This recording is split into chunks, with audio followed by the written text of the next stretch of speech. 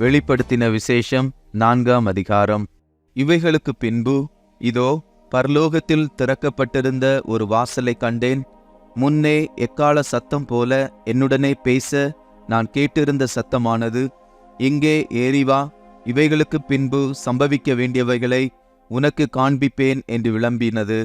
உடனே ஆவிக்குள்ளானேன். அப்பொழுது இதோ வானத்தில் ஒரு சிங்காசனம் வைக்கப்பட்டிருந்தது.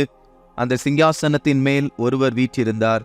வீற்றிருந்தவர் பார்வைக்கு வச்சிரக்கல்லுக்கும் பதும ராகத்துக்கும் ஒப்பாயிருந்தார். அந்த சிங்காசனத்தை சுற்றி ஒரு வானவில் இருந்தது. அது பார்வைக்கு மரகதம் போல் தோன்றிற்று. அந்த சிங்காசனத்தை சூழ 24 சிங்காசனங்கள் இருந்தன.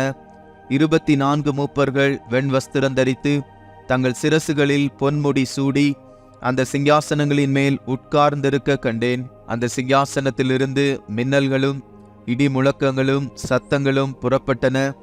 தேவனுடைய 7 ஆவிகளாகிய 7 அக்கினி தீபங்கள் சிங்காசனத்திற்கு முன்பாக எரிந்து கொண்டிருந்தன. அந்த சிங்காசனத்திற்கு முன்பாக பளிங்கு கொப்பான கண்ணாடி கடல் இருந்தது. அந்த சிங்காசனத்தின் மத்தியிலும் அந்த சிங்காசனத்தை சுற்றிலும் 4 ஜீவன்கள் இருந்தன. அவைகள் முன்புறத்திலும் பின்புறத்திலும் கண்களால் நிறைந்திருந்தன.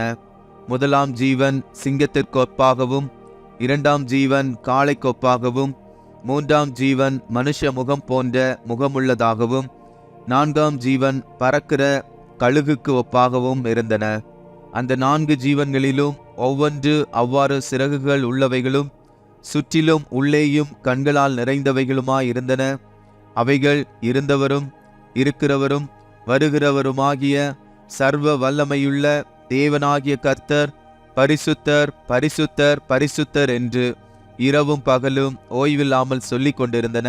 மேலும் சிங்காசனத்தின் மேல் வீற்றிருந்து சதா காலங்களிலும் உயிரோடு இருக்கிறவருக்கு அந்த ஜீவன்கள் மகிமையையும் கனத்தையும் ஸ்தோத்திரத்தையும் செலுத்தும் போது 24 மூப்பர்களும் சிங்காசனத்தின் மேல் வீற்றிருக்கிறவருக்கு முன்பாக வணக்கமாய் விழுந்து சதா காலங்களிலும் உயிரோடு இருக்கிறவரை தொழுது கொண்டு தங்கள் கிரீடங்களை சிங்காசனத்திற்கு முன்பாக வைத்து, கர்த்தாவே, தேவரீர் மகிமையையும் கனத்தையும் வல்லமையையும் பெற்றுக்கொள்ளுகிறதற்கு பாத்திரராயிருக்கிறீர்.